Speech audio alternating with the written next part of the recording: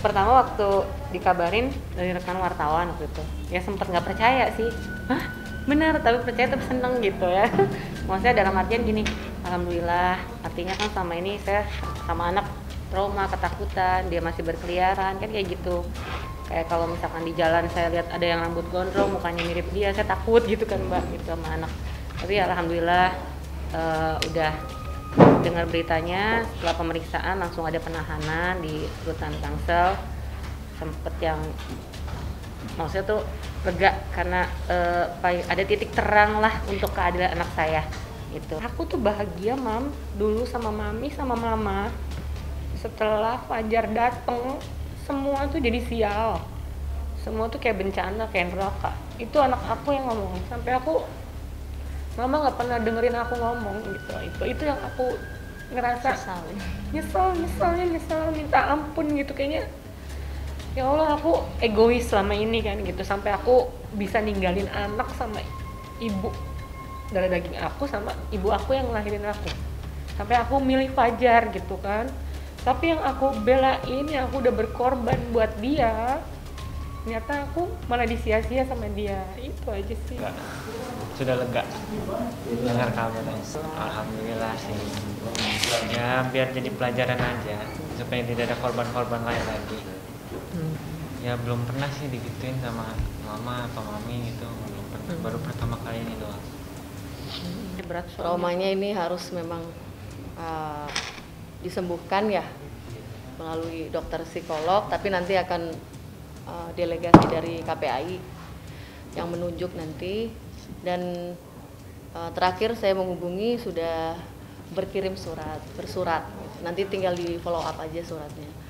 Dan ini akan secepatnya untuk dilakukan tes psikolog gitu. Karena mengingat memang psikisnya, traumanya itu udah belum sembuh gitu loh. Karena sekarang tiap hari sih mbak, tiap hari itu kalau ribut sama Fajar tuh nada tinggi, ngegas, maki-maki, mukul tuh di depan matahari gitu, di depan anak gitu. Jadi dia menekan ya apa. Terus kalau malam mau tidur itu yang masih bersama Fajar waktu itu ya, jadi ya sempet yang benda tajam, mama pisaunya diumpetin sampai dia ada kepikiran takut nanti kalau kita tidur tiba-tiba ada kayak di film-film itu.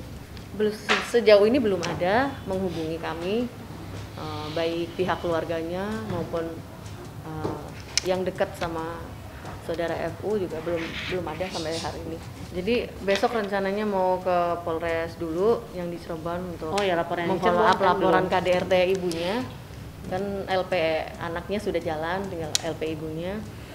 Nah, setelah itu kita rencananya mau ke Pengadilan Agama untuk memproses gugatan cerai. Kalau untuk trauma berumah tangga, mungkin untuk kedepannya akan lebih hati-hati aja sih mbak, itu aja. Jadi nggak buru-buru juga gitu, terus juga nggak langsung menilai orang tuh hati tergantung udah cocok nih aku, hati tetap harus kita juga istihara juga, nanya sama Allah. Aku terlalu pede waktu itu karena aku pikir ya aku baru umroh gitu, terus aku ketemu sama yang religius gitu, aku pikir udahlah ini udah benar tepat pilihan aku gitu, agamanya bisa dibimbing, ternyata salah.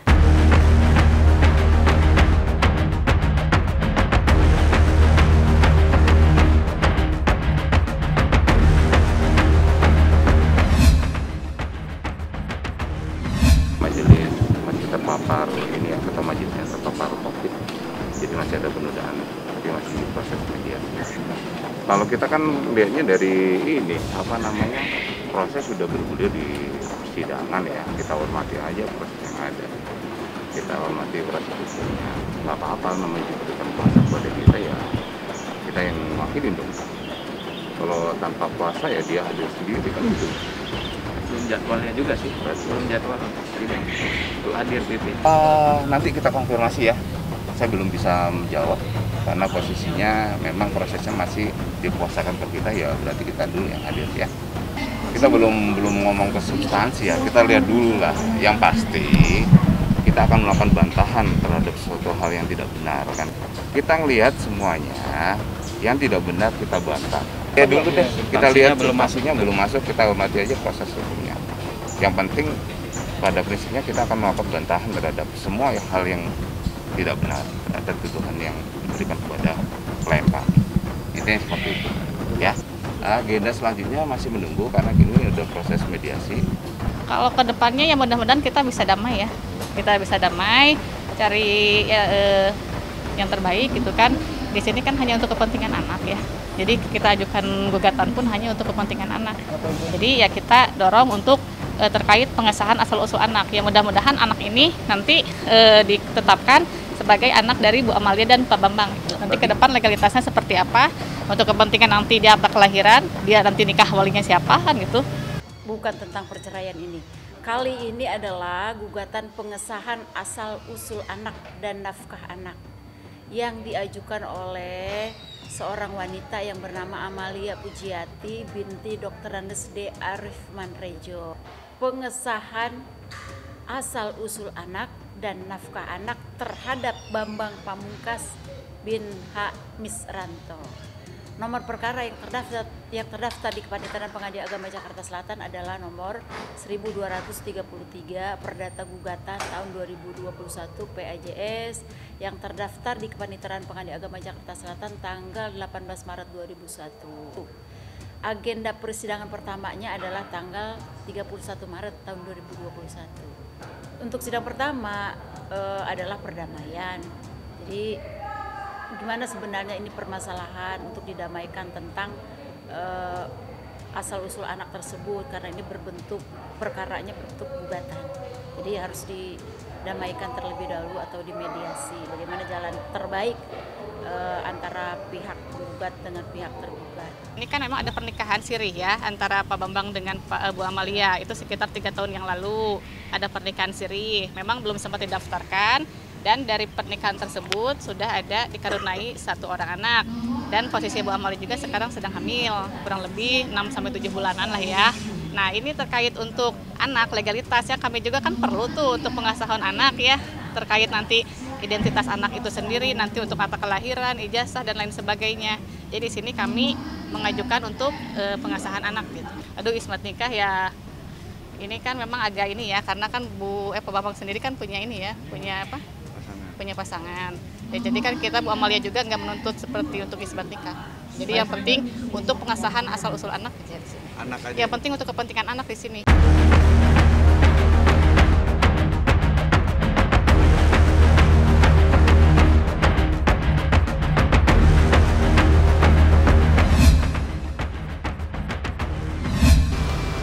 Ya, Aurel sama suaminya kan nggak apa-apa.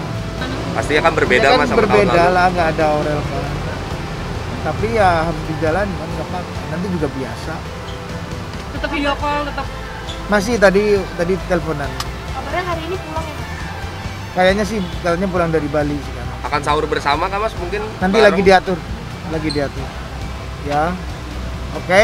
Mas di Yuk. story-nya Pak Atta sendiri sudah memposting kalau Lihat. ada tespek mungkin. Topik. Apakah itu kode Mas? Kenapa? Di story-nya Pak Atta ada tespek gitu. Mungkin itu kode atau gimana Mas? Nggak tahu aku. Ntar Belum ada tanyain kabar deh. bahagia nih mungkin. Iya nanti tanyain. Aku tanyain nanti ya. Holding close, holding tight. Atta memang orang yang punya niat ya. Aku bisa merasakan karena aku pernah di umur dia. Bagaimana waktu peristiwa aku mendekati Asanti, nggak mudah juga. Aku melihat ada usaha yang aku lihat ini anak baik. Anak ini punya cita-cita dengan Aurel.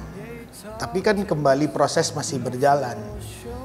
Harapan banyak pihak memang mereka bisa bersama. Ya kita kembali, kita doakan aja Aurel dengan Atta bisa berjalan baik.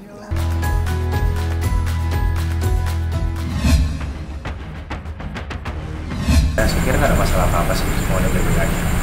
Kan juga udah ada jelas terpampang di instastory masing-masing bahwa mereka udah ketemu kan, udah nggak ada masalah apa. Jadi juga kayak itu masalah sepilnya, bukan hal yang mesti besar-besar. Nggak masalah, kan juga menjelang puasa. Kita harus meminta maaf dengan siapa, karena kan kadang kita nggak tahu. Nah, keluarga kita nggak tahu omongan kita tuh nyakitin orang lain atau tidak kan. Kalau menurut saya pribadi, ya Ya setiap orang punya hak melakukan apapun ya. Cuma jika dan kita nggak bisa menganggap salah atau itu benar gitu. Karena masing-masing orang kan itu salah benar dalam hal ini adalah relatif gitu kan. Karena bisa aja orang banyak orang yang bisa aja menyalahkan Dede gitu dengan omongannya, bisa juga orang yang ngebela Dede. Jadi ya itu relatif tergantung dari sudut pandang masing-masing. Cuma kita sebatas bahas ini doang. Jadi saya ya udah gitu. Bukan masalah kecil, bukan masalah besar ya.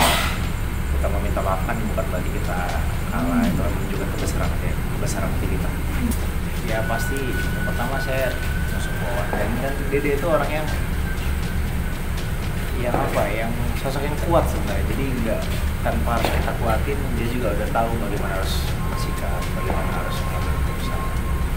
Sebenarnya tanpa saya harus menyarankan, dia juga udah paham bahwa memang dalam situasi sekarang omongan sedikit apapun kadang bisa diteliti atau kadang orang bisa mencari celah untuk mencari kesalahan kita. Dan dia juga tahu lah bagaimana ke depannya lebih hati-hati dalam berbicara, walaupun ya kembali lagi sebenarnya salah atau tidaknya itu relatif. Ya mau 2021 mau besok itu penting doakan aja, mudah-mudahan. Persiapan apa ya, kalau buat persiapan yang benar-benar itu belum ada yang, entah kalau itu kan persiapan mereka yang ngatur bukan saya. Kemungkinan seperti itu, kayak dua adat disatukan, karena nggak mungkin 2 hari, 1 hari adat ini 1 hari adat Sunda, nggak mungkin ya. Kemungkinan disatukan antara adat Jawa sama adat Sunda sama adat Minang.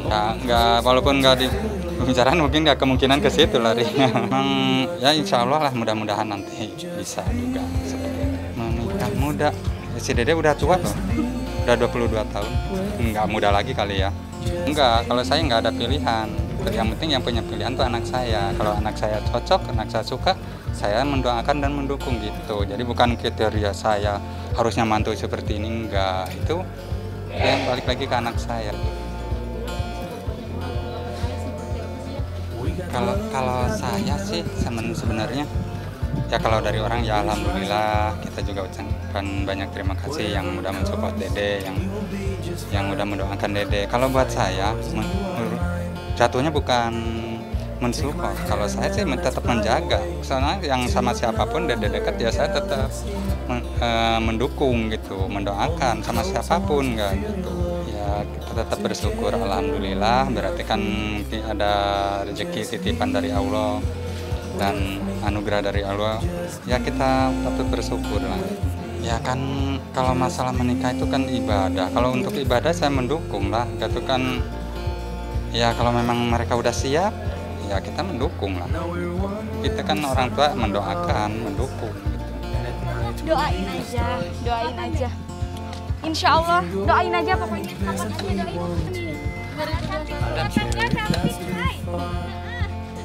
Konsep adat Sunda dan Medan seperti apa nih, kenapa? Konsep adat Sunda dan Medan aja doain aja. Iya.